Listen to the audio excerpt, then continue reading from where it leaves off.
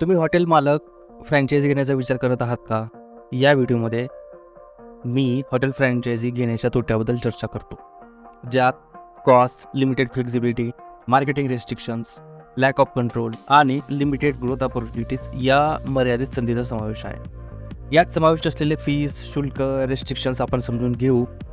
तुम्ही एक important decision घेऊ शकता आणि कोणत्याही फ्युचर इश्यूजना किंवा सरप्राइजेसना टाळू शकता. चला मग सुरू करूया.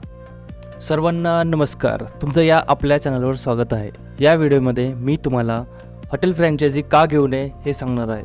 या व्हिडिओमध्ये हे माझं पर्सनल ओपिनियन आहे आणि तुमचे मत यापेक्षा वेगळे असू शकते. ते कमेंट बॉक्समध्ये जरूर कळवा. प्रथम, हॉटेल फ्रँचायझी घेणे ही एक महत्त्वपूर्ण आर्थिक कमिटमेंट आहे. त्यामुळे फ्रँचायझींना प्रारंभिक फ्रँचायझी फी तसेच फ्रँचायझरला चालू रॉयल्टी फी भरणे खूप इम्पॉर्टंट आहे. हा एक महत्त्वपूर्ण खर्च असू शकतो, विशेषतः नवीन व्यवसायासाठी आणि तुमचा नफा कमी होण्यासाठी हे धोकादायक आहे.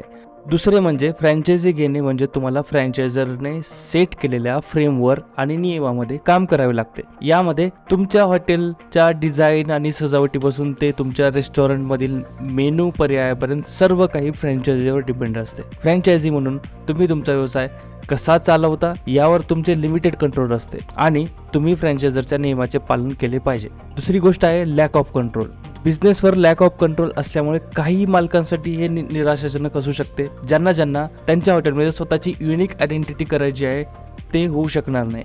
तिसरे म्हणजे जेव्हा तुम्ही फ्रँचायझी घेता तेव्हा तुम्हाला ब्रँडची रेप्युटेशन पाळावी लागते, जी पॉझिटिव्ह आणि निगेटिव्ह दोन्ही असू शकते. ब्रँडची रेप्युटेशन खराब असल्यास तुमची सेवा चांगली असली तरीही ग्राहकांना तुमच्या हॉटेलकडे आकर्षित करणे तुम्हाला चॅलेंजिंग होऊ शकते. त्याचप्रमाणे जर ब्रँडची प्रतिष्ठा चांगली असेल तर तुम्ही ग्राहकांच्या अपेक्षेमुळे स्वतःला लिमिटेड करू शकता आणि त्या क्षेत्रातील इतर हॉटेलपेक्षा स्वतःला वेगळे करू शकत नाही.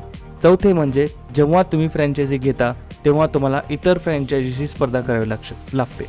ब्रँड याचा अर्थ असा की तुम्ही स्वतःला अशाच सुविधा, सेवा आणि सुविधा देणाऱ्या इतर हॉटेलच्या बाजारपेठेत शोधू शकता, ज्यामुळे स्पर्धेतून बाहेर पडणे आव्हानात्मक होऊ शकते. शेवटी फ्रँचायझी घेतल्याने तुमची क्रिएटिव्हिटी आणि उद्योजकता लिमिटेड होऊ शकते. फ्रँचायझी म्हणून तुम्हाला फ्रँचायझीच्या मार्केटिंग सपोर्ट आणि नियमाचे पालन करावे लागते. याचा अर्थ असा आहे की तुम्ही स्वतंत्र हॉटेल चालवत असला तरी तुम्ही रिस्क पत्करू शकत नाही किंवा नवीन गोष्टी करू शकणार नाही. शेवटी हॉटेल फ्रँचायझी घेताना तुम्ही काही ॲडव्हान्टेजेस घेऊ शकता आणि काही तुम्हाला डिसॲडव्हान्टेजेस पण आहेत. काही फायदे जसे काही प्रस्थापित ब्रँड नेम, मार्केटिंग सपोर्ट, त्याची कमतरता देखील आहे. जर तुम्हाला क्रिएटिव्हिटी, फ्रीडम, ॲटोनॉमी महत्त्वाची वाटत असेल तर तुम्हाला स्पर्धेपासून वेगळे करायचे असेल तर स्वतंत्र हॉटेल जरूर सुरू करा आणि हा एक चांगला पर्याय असू शकतो. व्हिडिओ पाहिल्याबद्दल धन्यवाद आणि मला आशा आहे की तुम्हाला हा व्हिडिओ जरूर उपयुक्त वाटला असेल. जरूर लाईक करा, सबस्क्राईब करा आणि शेअर करा. थँक्यू.